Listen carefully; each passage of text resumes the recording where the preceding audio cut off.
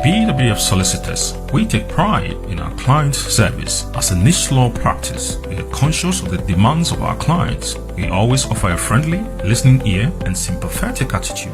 We've worked with thousands of people all across the UK in all areas of personal legal services. We have received great feedback and reviews from our clients. We are located at Seven Sisters in Tottenham on the 4th floor of the Anna House, right on top of the Victoria Line train station for your utmost convenience. We have a friendly office and provide all of the refreshments necessary while you wait to see a lawyer. We are dedicated to our clients and have a successful record of serving our clients. Solicitors of England and Wales are of high quality and are bound by the highest professional standards. We are officers of the court and are bound by standards of integrity, competence and conduct as part of our responsibility to uphold rule of law. Our solicitors and lawyers care about your case and are committed to providing the best possible service to you in the most considerate and careful manner. We hold 2 Law Society quality marks. Law Society accreditation helps to demonstrate that we have attained the requisite standard in the area of law and have the requisite expertise. BWF Solicitors, we're here to help you with your legal services when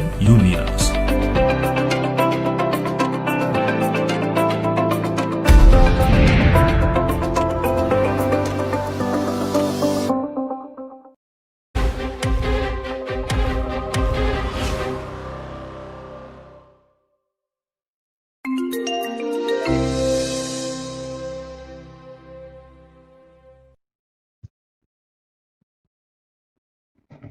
Hello, ladies and gentlemen. A good afternoon to you all, and thank you so much for joining us for today's Legal Hour with BWF Solicitors. I hope you're all keeping well. Today we will be touching on changes for EU nationals and family members. But before I introduce our legal experts and also partner of BWF Solicitors, I wish to acknowledge our sponsors, Victim Estates Limited, your Property Management Center, and Eagle Heights International School. They provide mathematics tuition from year 7 to 13. Their contact number is 075-437-07121. If you want to contribute to the program or send your questions, please do not hesitate. Send your messages via Facebook Heritage TV, YouTube Heritage TV, and all social media handles. We would love to hear from you. Let me quickly get our learned lawyer from BWF Solicitors, Lawyer Eunice. Hi, Lawyer Eunice. Vicky. Yeah, we are here again. Thank you so much for joining us for today's show. I'm well pleased to join you yet again for another week. I haven't had a chance to really ask you how your week has been, but I hope it's been good. Don't worry, it's been great. It's been great. When you look at my face, you could see that I had a wonderful week. So thank you so much for asking. You look well rested, so that's great. Exactly. We have to be there for our viewers. They always look up to us, ready to hear more from us every Saturday, 12 noon. So we have to live up to it. Yes, Laura Eunice. Today's topic, I know by 31st December 2020, we'll be finally out of the EU. So this topic is very, very, timely. We are in November. By next week is end of November. Then moving to December. So I believe that this topic that you decided to discuss today, it's something that, if people don't do anything about it, they are going to be in hot waters. So could you please take us through the topic, EU nationals and their family members, the changes.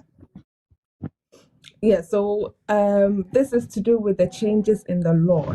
So as you have been seeing, I think the governments are trying to advertise it so that businesses and individuals realize that come 2021, things will be much different. So in terms of our laws, a lot of it has to do with the fact that we were part of the EU, and so we have treaty rights and we have directives, and all of these things have come basically to help us as citizens and individuals living within the UK, so that those people that are within the EU that will travel to the UK, and those people who are within the UK who will travel to the EU will have some sort of uniformity when it comes to the law. But come 31st December, all of these laws that have been implemented in the UK by these EU treaties will no longer be existent. And so it means that a lot of the things that we used to know may not be the same again.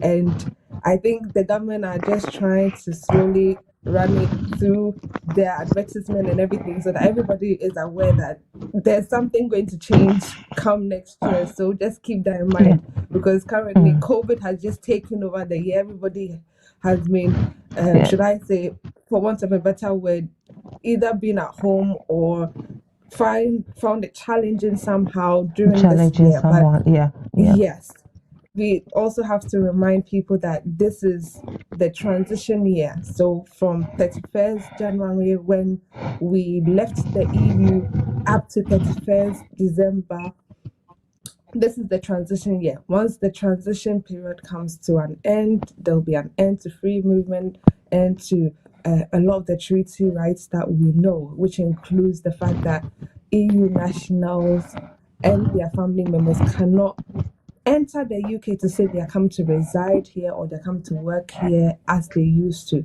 They will be on the same footing as any other person who wants to come and live and work in the UK.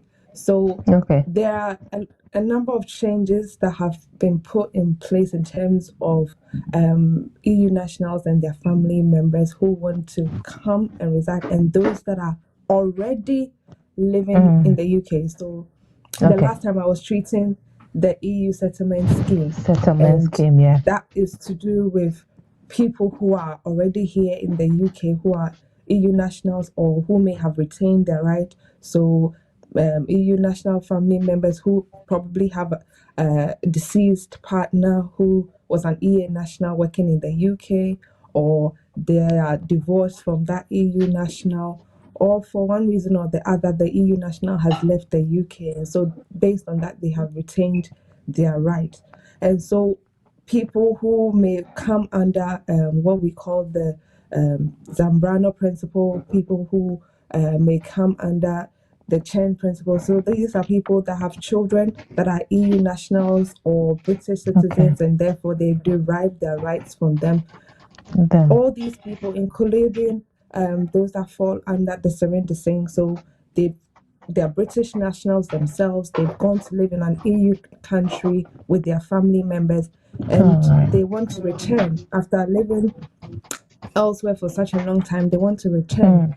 And so these people come under the surrender saying. So all these different range of people who have derived their rights under EU regulations now fall under what we call the EU settlement scheme, or Appendix EU of our immigration rules.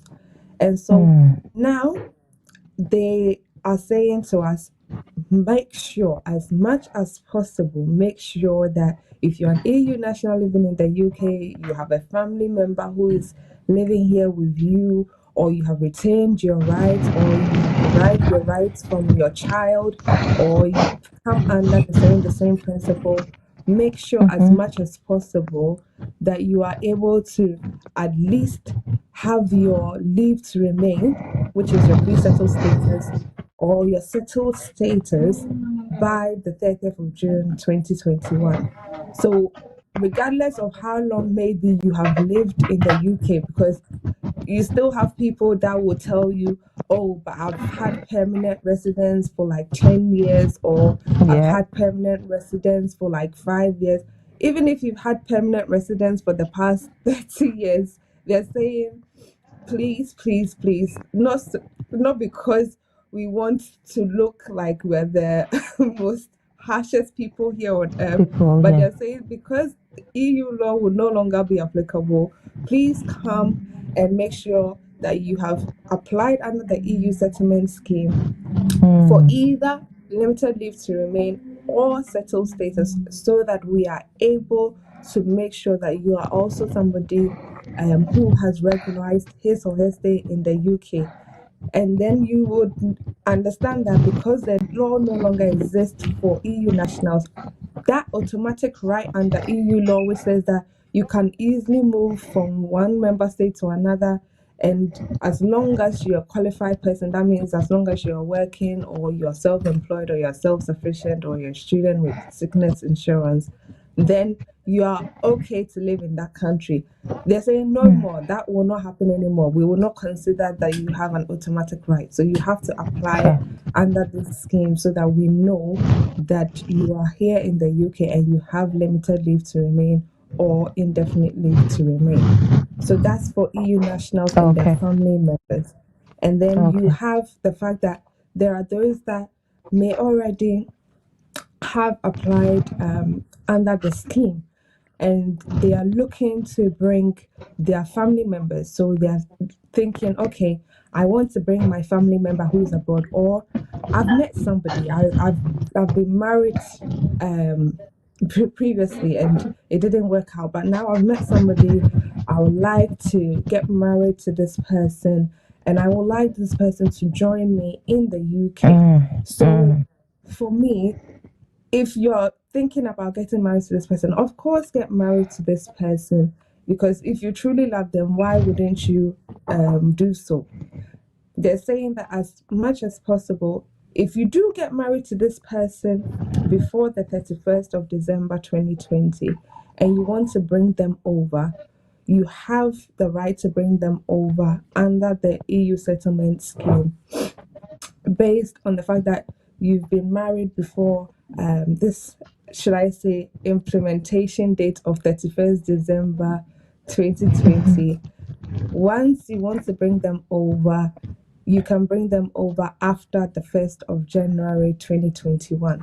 So you can bring your spouse over, you can bring your child over, you can bring even your parents, because your parents under EU regulations is also seen as your direct relatives. So these three groups of people, your spouse, your child, and your parent, those are your direct family members in the ascending line, and these people are considered your family members directly. And so they're saying that in these terms, you can bring them over after the 1st of January 2021. Obviously, not before. You can choose to bring them before, but you can also, now there's the option to bring them after the 31st. Yes. You can choose to bring them then. Because I was looking at the time frame. Yes. And then when, for instance, there is that, let's say there's a situation where, for instance, you are now under the EU settlement scheme and you choose to get married sometime next year. Are you going to be stopped from bringing your spouse over because EU law no longer applies? Of course not. You can still bring them over. But then there's a different threshold if, for instance, your marriage took place after the 31st of December. Then they're saying that if it is so, the person who is an EU national who lives within the UK will then come under our Appendix FM. So we have Appendix FM, which has the parents' roots, the partner roots, adult dependent roots. There's the roots for basically family members under Appendix FM of our immigration rules. And so where an EU national who has limited leave to remain or indefinite leave to remain gets married after the said date, gets married after 31st December and wants to bring his spouse to the UK, of course he can, but he will have to meet certain thresholds. So they have to meet the relationship requirements such that they are saying that the relationship is genuine, is subsisting, is obviously there have been no, should I say, situations where the other couple is still married and so they cannot get married to this present partner. And then obviously the spouses or the couple are over the age of 18. So in situations like that, when this person is ready to make the application, they are meeting that relationship requirement, they are meeting the financial requirement of the 18,600. They are also going to meet the English language requirement where they have to do an English language test at level A1 if they don't have an undergraduate degree. And then they also have to make sure that they'll be able to provide accommodation for the spouse that is coming. And then they have to do the TB as well. So they will have to meet those requirements if they are to bring that spouse over after the 1st of January 2021. Okay, Laura And Eunice, then what you is have okay, go on. okay, so you have people who may also want to bring their extended family members. So, for instance, if the spouse of an EA national or the EA national himself or herself wants to bring an extended family member, those family members are usually people who are your brother, your sister, your auntie, your uncle, your niece, your nephew. Those are the kind of people who are termed as extended family members. So if you want to bring those people over, usually it would have been, should I say, a lot easier if you were doing it under the EU regulations 2016. But now, obviously, we know that that is still in force. The EU regulations 2016 is still in force up until 31st December 2020. If you want to bring your extended family over, you have that time, but we have to be cautious because it says that a valid application is when the application process has been completed, the identification documents of the applicant and the EU sponsor have been provided, and that the biometrics of the applicant has been taken. So as much as possible, you have to be aware that when you make the application, the biometrics also has to be completed in order for the application to be valid. And when it comes to making those applications outside the UK, sometimes those centers can be a bit difficult to sort of ascertain availability, because when you're looking for an appointment and you can't get one as early as you want it, that means that you have to go by the dates that will be given to you on their calendar. So if you want to make an application for an extended family member, make sure that you make the application and the appointment is booked before the 31st of December 2020. Reason being, after the 31st of December 2020, it will no longer be available within UK law that EU national or his spouse can bring over an extended family member. So that side of things will be cut off from the law as we know it. At least once the decision has been made to grant the extended family member permit, once the decision has been made, you know that, okay, it doesn't matter. As long as my biometric was completed before 31st December, then I'm good to go. So if for any reason, the 1st of January comes about, once they make a decision, it will be based on the fact that the application was made before the implementation date of 31st December 2021. And then sometimes you may have situations where people are thinking, oh, so what if I can't make it by that time? Then obviously don't even try it, because if you know you will not be able to meet the deadline, then please don't even try and attempt it, because as much as possible you want to make sure that everything that you have set out to do will go on according to plan by the time that you have set out for it as well. And then you have people who also want to bring their parents.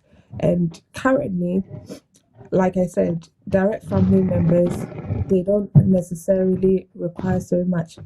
When you're bringing a child who is over the age of 21, you usually have to show dependency under the law. You have to show that this child is dependent on you financially, emotionally, socially. You have to show, based on the different case laws, that this child is dependent on you. So in that case, when you are making the application, you have to include as much evidence as possible to show that you are taking care of this child. If it's letters from the school, take those letters, school fees receipts, letters from, I don't know, associations or churches in which these children are involved. Take letters from those people so that at least it will verify that you are solely responsible, or you are financially responsible and socially responsible for this child. When it comes to things like communication, they want to see evidence of that as well. How often are you communicating with this person? Is it constantly, on a daily or weekly basis?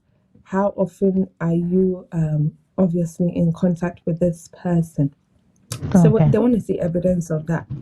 And then, of course, when you have made the application, you have to provide evidence that indeed they are your child. So usually, if you cannot provide a birth certificate at the time of the birth of that child, then we usually advise that you would provide a DNA to show that indeed they are your child.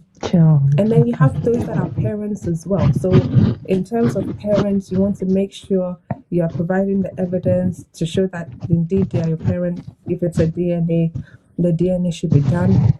And then you want to provide the evidence that at least you have some sort of communication with them and the rest of it. I mean, a caseworker is supposed to look at it within the law. As long as you're providing evidence that they are your direct family member, they shouldn't require that extra document of dependency on your parent. I mean, the parent's dependency on you. But as it is, they do sometimes insist that you provide all of those evidence. And right now, as the Appendix EU stands, it's not very exacting in terms of whether you need to provide the evidence of dependency now, but they say come 30th of June 2021, if you are EU national or an EU national spouse and you want to bring over this parent, then you have to provide evidence of this dependency on you. So how is your mother or your father depending on you? Are you constantly providing them with money to look after themselves? Is it because they are ill? Are you looking after their health, or their well-being? Are you paying for treatments and things like that? And so they will need evidence of those things to show that they are truly dependent on you as an EU sponsor or the spouse. And then you have situations where EU nationals or their family members who are living in the UK have already been granted leave to remain or settlement under the Appendix EU.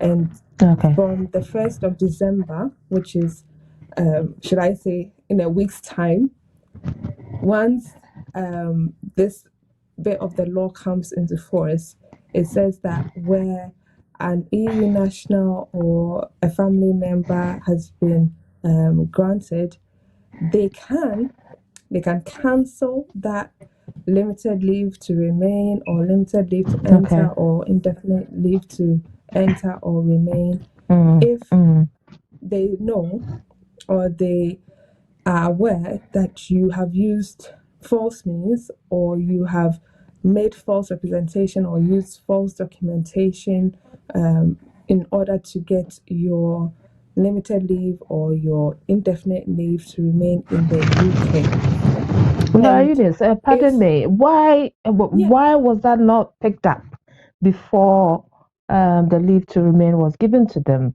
and they are now picking that up now?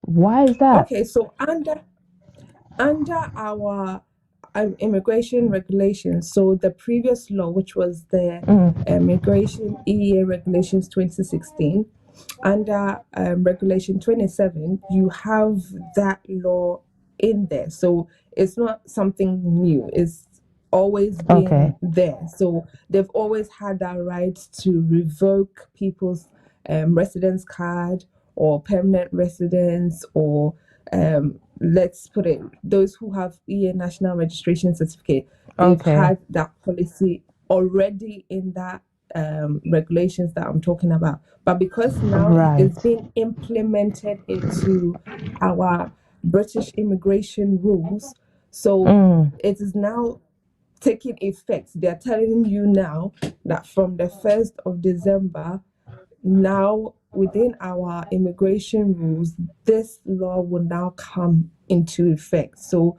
it is not something new. It is something that has already existed in the EU regulations, and now they are implementing it within the immigration rules. So they are making people aware, because once people have this EU settlement scheme, and because it's free as well, so people think for one reason or the other it's this golden ticket and it can never be taken away, and it's all well and good, but it's not to be so. They are making you realize that this golden ticket is not going to be golden, can be revoked for any reason. Yes.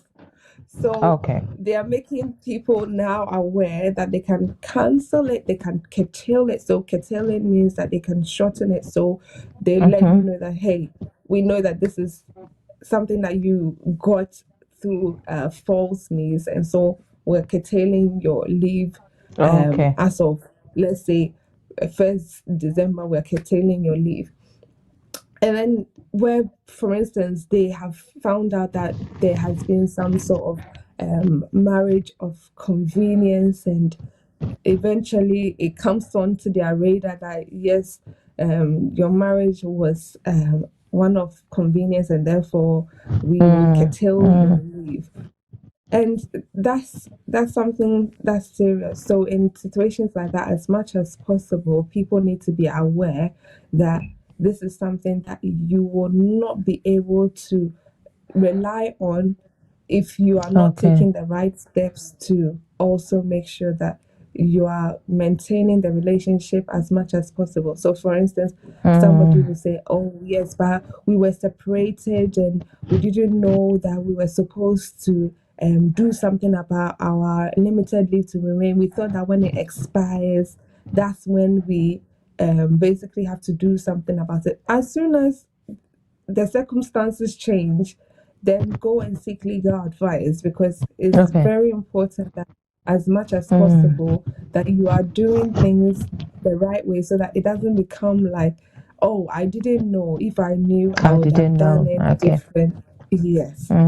So things like that need to be avoided. And in this instance, those that will have their limited leave to remain, or should I say indefinite leave to remain specifically. So in the new Appendix EU Annex 3, it is only those with indefinite leave to remain who can have it revoked because of the fact that they may have committed some sort of criminal offense, and it means that they have to be deported. So those are the people that have been categorized as people who can have their leave or indefinite leave to remain revoked. So the others can have it either cancelled or curtailed, so that it means that it is no longer seen as valid. And in situations like that, I always say that one way or the other, you have to make sure that you know what it involves. And so if you are caught up in a situation like that, definitely seek legal advice and know and know how to go about it as well. And then you have situations where, for instance, an EU national or a family member of an EU national may have traveled outside of the UK, and they're now hearing about this thing called EU settlement scheme, and they're thinking to themselves, what is this EU settlement scheme all about? And for them, maybe for one reason or the other, they had to go and see to a sick parent, or they had businesses in Ghana, or whatever it is. And so they are probably hearing about this and thinking, what is this whole news about EU settlement scheme and pre-settled status? And based on our EU regulations, if you even have permanent residence under the EU regulations and you, let's say, overstay for 2 years in whichever country that you are in, usually it invalidates that permanent residence, because they obviously say that once you have been away for a 2-year period, that permanent residence is no longer valid, because you're supposed to treat the UK as your permanent home once you're granted indefinite or permanent residence. So for people like that, if they want to return, there's the option of making an application under the EU settlement scheme. That's something that's fantastic, I think, about this Appendix EU, that these people can now say, okay, they want to make an application to return to the UK because they previously had permanent residence, but they obviously, let's say, overstayed their stay and they want to make an application. So under our Appendix EU, they can make an application for leave to enter the UK because they previously had this, and now they realize that they need to come and make this application for indefinite leave or limited leave to remain in the UK. And so people like that can also make these applications from outside the UK. If for any reason you don't have a biometric card as well, definitely make sure that you make the application to enter, and then once you have entered, then you go on to make the application for indefinite leave to remain whilst in the UK. Yeah. So these are a few of the changes that are coming. I mean, the first is to do with the fact that from the 1st of December, the law regarding those that can have their leave cancelled or curtailed or revoked will be coming into place. And then you have EU nationals who are able to make their applications under the EU settlement scheme even after the 31st of December 2020. And you have, yes, you also have those that are family members who are outside the UK, who can also make applications to come and join their family members within the UK. And you can make those applications as well after the 1st of January 2021. And then you have those that may, for one reason or the other, are not able to make the applications by the 30th of June. Definitely, you can do that if you have reasonable grounds to say why you were not able to do so before. Yeah. Oh, okay. Well, Eunice, what's the difference between pre-settled and settled? Okay, so pre-settled status is what we usually call limited leave to remain. So if you have lived in the UK for less than 5 years, for less than a continuous period of 5 years, then you will be granted limited leave to remain. If you have lived here as an EU national family member for more than a period of 5 years, so a continuous period of 5 years or more, then you will be granted, yes, you will be granted indefinite leave or settled status within the UK. Yes. Okay, so with the settled, that means you've been given, you don't have to be renewing your status. Yeah. It's just, that's it. But the pre-settled, you have a time for you to be renewing from time to time. Renewing it constantly. Yes. Yes. Okay. Yes. Okay. Yes. All right. Brilliant. Yes. Brilliant. Good. Yes, ladies and gentlemen, if you're watching us, you can contribute to this discussion. The topic has been changes for EU national and family members. Our learned solicitor has taken us through the requirements and the type of family members who can apply for the EU national and their family members. She's taking us through a lot of scenarios. Right. So please send in your questions. We've got up to 31st of December 2020 to put in our applications. You feel, you've got enough time, but you'll be amazed. Today's date is 21st November. In a week's time, that's it. We are in December. And by the time you realize 31st December 2020 is here. So I'll entreat you if you are in that category and don't know what to do or who to speak to. You've got lawyer Eunice, a representative partner from BWF Solicitors, who will be very happy to take you through the process for you to have your peace of mind after the 31st of December 2020. Lawyer Eunice, I've got a question from Anna. Hi, Anna. Anna says she really loves our program. She's been learning so much from this show, and she's encouraging us to keep it up. Yeah, and Anna says, my mother has not been well for some time and would like to come over. Do I have to put in the application before 31st December, or can I submit it after that date? Okay, so in a scenario like this is a direct family member because that's Anna's mother. So this is a typical scenario of a family member. So this lady Anna wants to bring her mother over.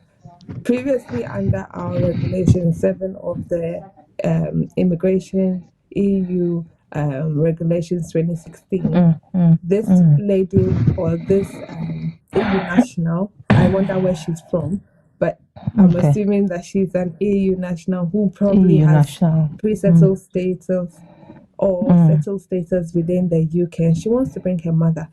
Definitely, she can bring her mother.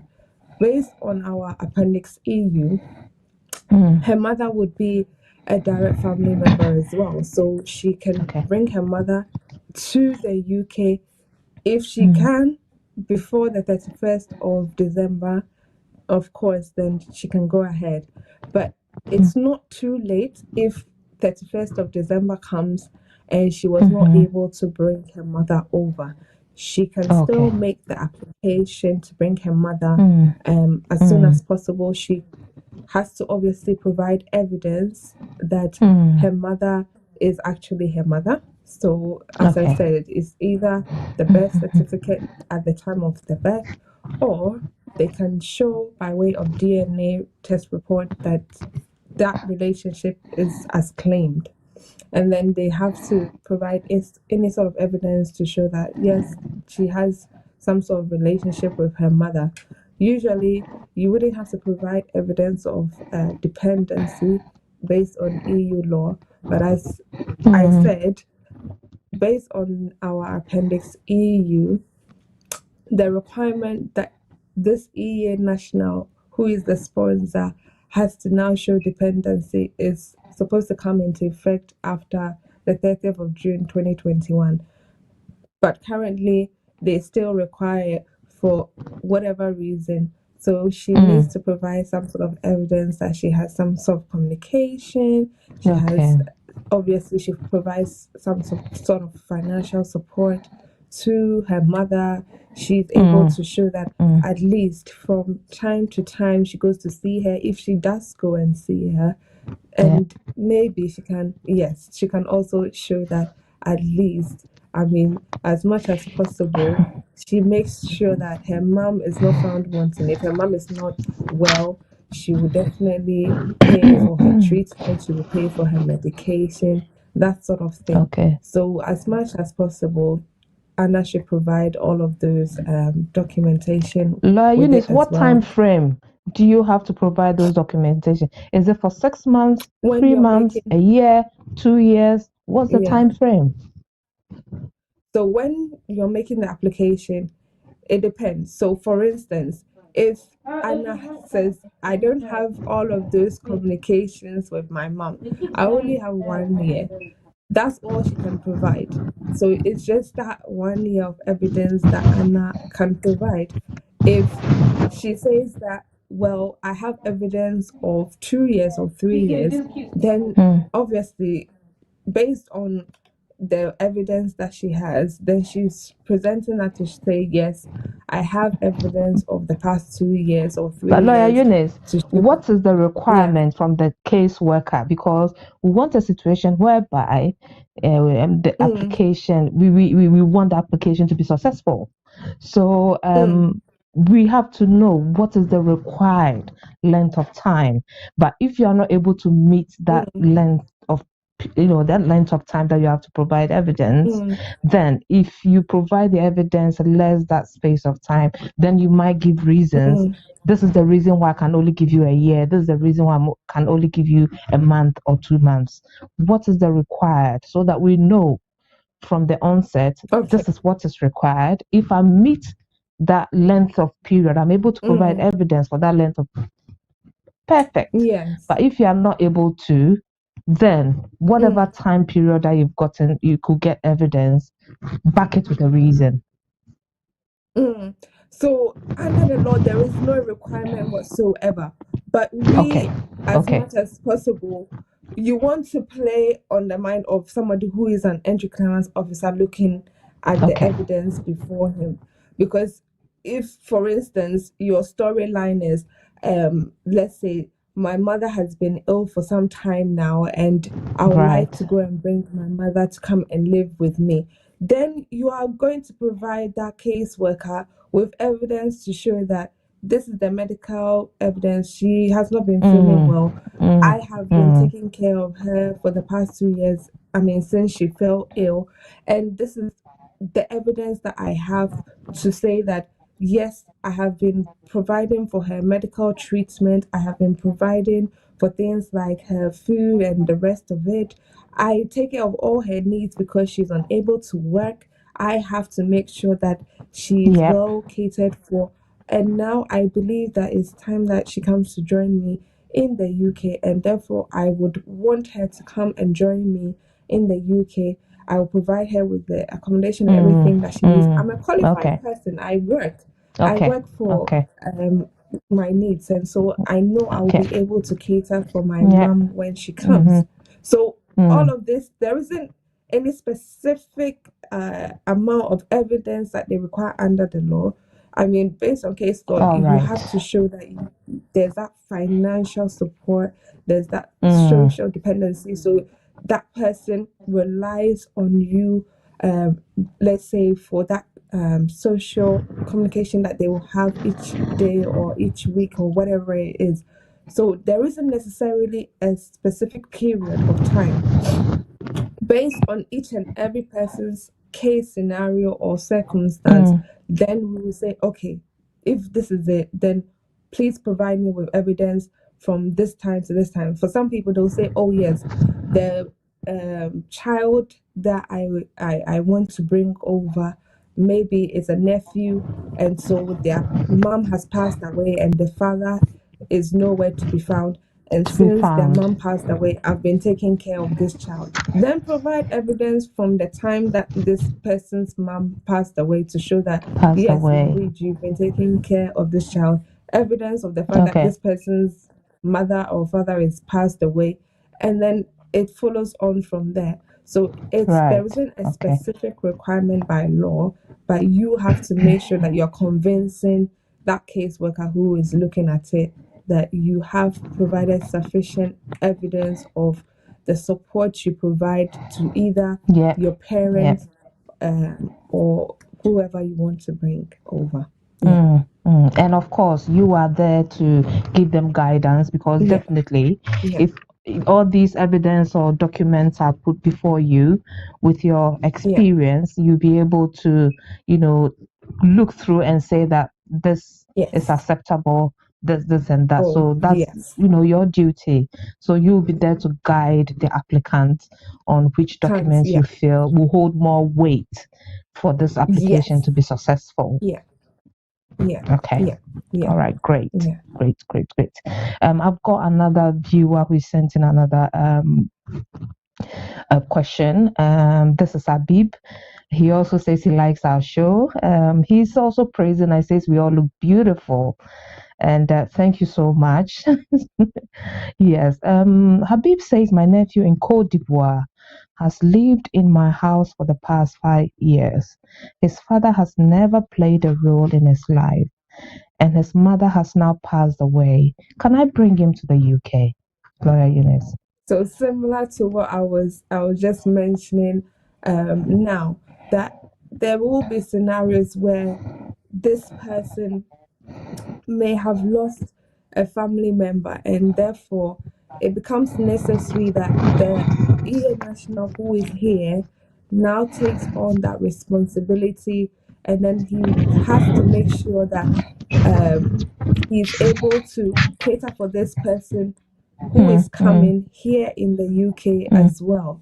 So if you look at our previous regulation 2016, if you want to bring an extended family member over who is usually, in Habib's case, a nephew, then you have to show that this extended family member has been dependent on you whilst outside of the UK, and will be dependent on you once they also come into the UK. So if they, for instance, shared the same home or accommodation with you outside of the UK, then provide that evidence. Yes, they are living, or they used to live with me outside the UK in our family home at was the capital city of Cote d'Ivoire. So Cote d'Ivoire. whichever city, Have you been whichever there before, city. Lawyer Eunice? No, You I sound haven't. like you've been there.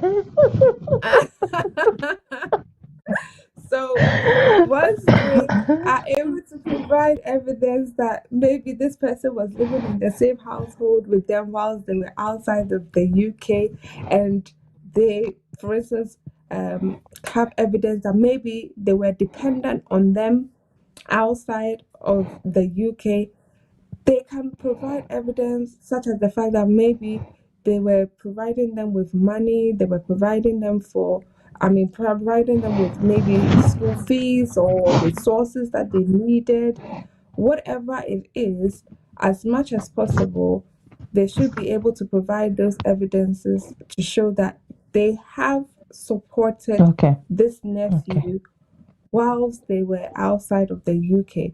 So, as much as possible, he needs to provide those evidences to the caseworker who will be looking at that case. So, if it's school receipts, school letters, to show that yes, Mr. Habib usually pays the fees of his nephew. Mm, Since mm. the mother passed away, we know that Okay. Mr. Habib has been the one who has been caring for him. We know Mm, that he's in communication with us to find out how the child is doing. Other mm, evidences can be maybe, I don't know, money transfer receipts, the fact that Mr. mm. Habib has been going to Cote d'Ivoire to actually look and see how his nephew is doing. If they have pictures, Mm. even better as well.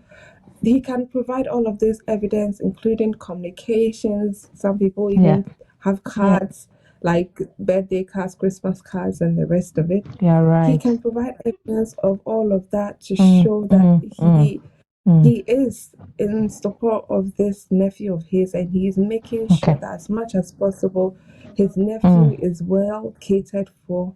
He has somewhere to lay his head. mm, He is mm. thriving at school, but because he cannot be physically present in Cote d'Ivoire, he Cote has d'Ivoire. to send, yeah, he has to send his nephew over. He Nephew is wants his over. nephew to Okay. join him so that he can continue to be that uncle who has been catering for him for the period of time that he will need to be catering for him. So usually we all know that you'll be granted 5 years once you are given, should I say, limited leave to remain or pre-settled Okay. status. and so he Okay. will have to show that he will depend on him when he comes into the UK, and then once he is able to obtain his settled status or indefinite leave to remain, then he knows that his uncle did the best that he could do for him um, whilst he was outside and when he also came into the UK. So Okay. as much as possible, that Mm. dependency has to be shown outside of the UK, and it will have to Mm-hmm. continue once they come into the UK as well. Okay. Okay. All right. Brilliant. Yeah. Brilliant. Brilliant. Lawyer Eunice, thank you so much for taking us through the process for Yeah. EU nationals to bring their families to the UK, and also for EU nationals to apply for their settled status. Am I right? Yes, yes. So either Wonderful, the wonderful. So pre-settled the or the deadline settled status. pre-settled or settled status by 31st December 2020. Thank you so much, Lawyer Eunice. Apart from that, any words? I know every time we have this show, I get people Mm, asking, how can I get in touch with this pretty young lawyer and partner of BWF solicitors? So if you could please give us your details. Anybody who has, a concern or has an mm, pending application, or whilst having this program educating people of their rights and what they should do for them to have their freedom of movement in this country, um, get in mm. touch with you and have these things sorted out before the 31st of December 2020. Eunice. Okay, so yes, as we've been discussing today, I'm hoping that people were able to take in the information as to the timelines and what they can do in terms of making applications while in the UK for themselves who are EU nationals and their family members, and for those who are outside the UK who want their family members to join them as well.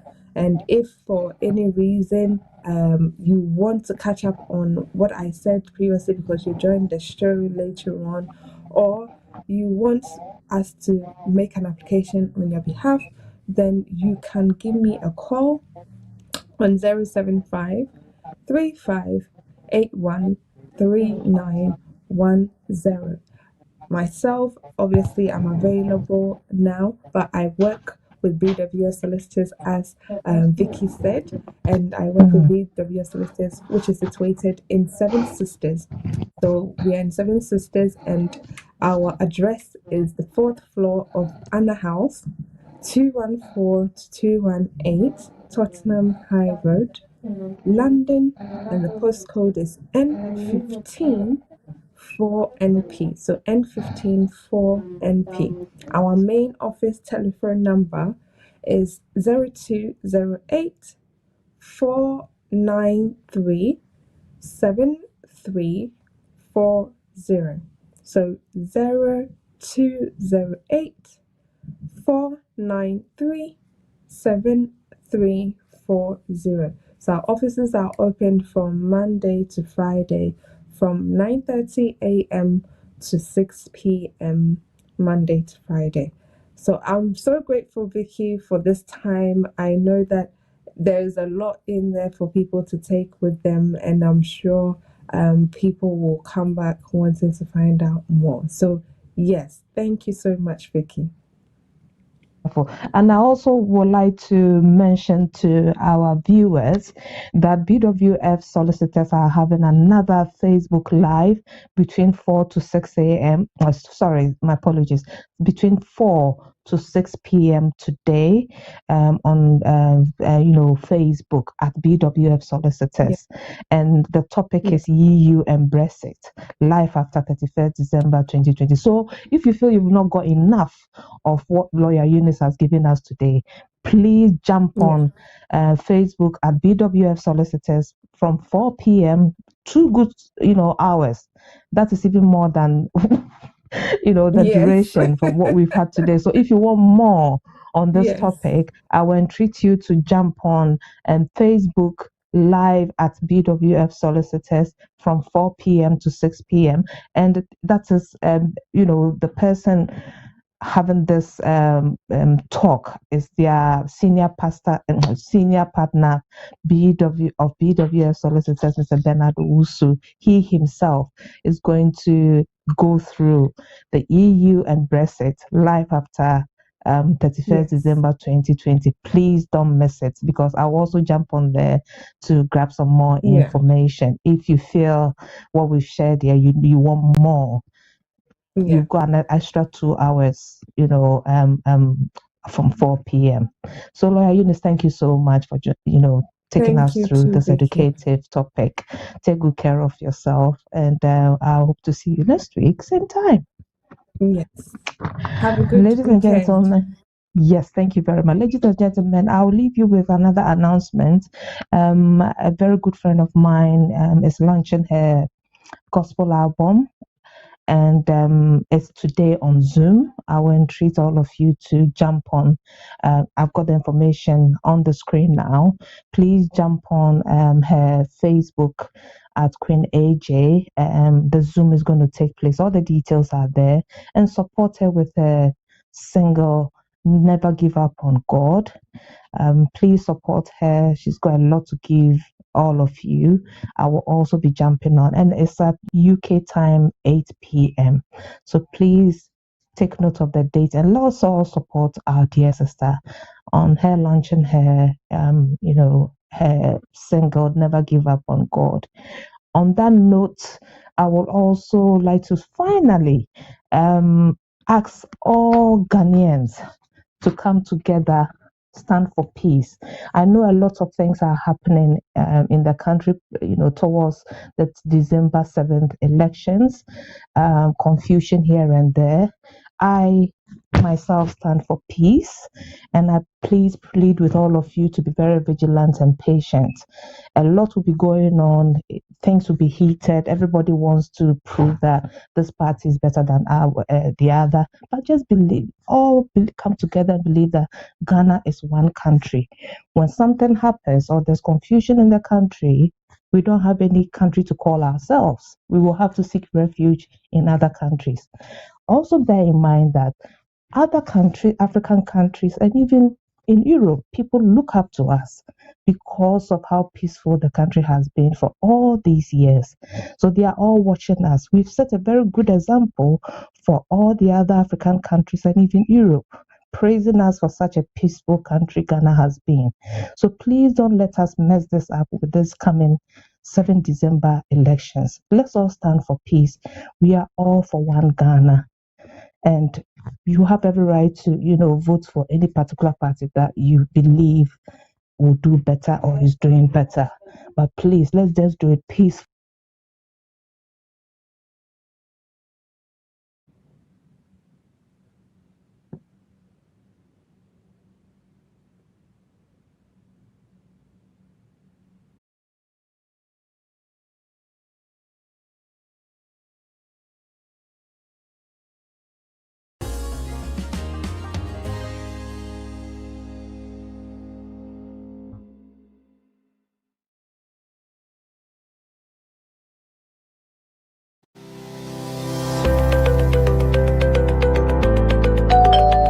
BWF Solicitors, we take pride in our client service. As a niche law practice, we are conscious of the demands of our clients. We always offer a friendly, listening ear and sympathetic attitude.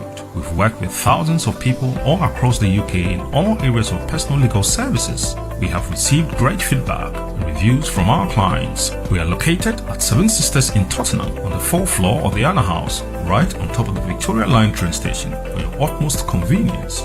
We have a friendly office and provide all of the refreshments necessary while you wait to see a lawyer. We are dedicated to our clients and have a successful record of serving our clients. Solicitors of England and Wales are of high quality and are bound by the highest professional standards. We are officers of the court and are bound by standards of integrity, competence and conduct as part of our responsibility to uphold rule of law. Our solicitors and lawyers care about your case and are committed to providing the best possible service to you in the most considerate and careful manner. We hold 2 Law Society quality marks. Law Society accreditation helps to demonstrate that we have attained the requisite standard in the area of law and have the requisite expertise. BWF Solicitors, we're here to help you with your legal services when you need us.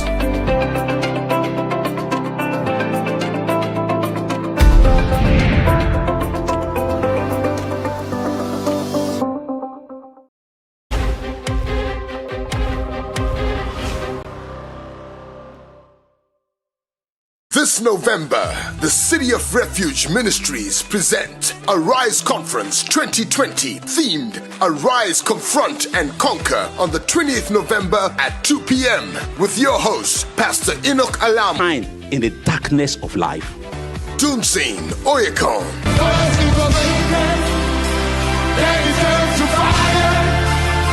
Joe Praise.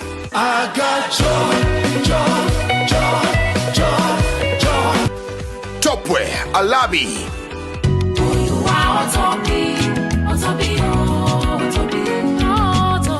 Emmanuel Smith. Also featuring Christine Joda, Shegun Praise, and Freddie. Join us for a live stream on Facebook and YouTube at Enoch Alamo.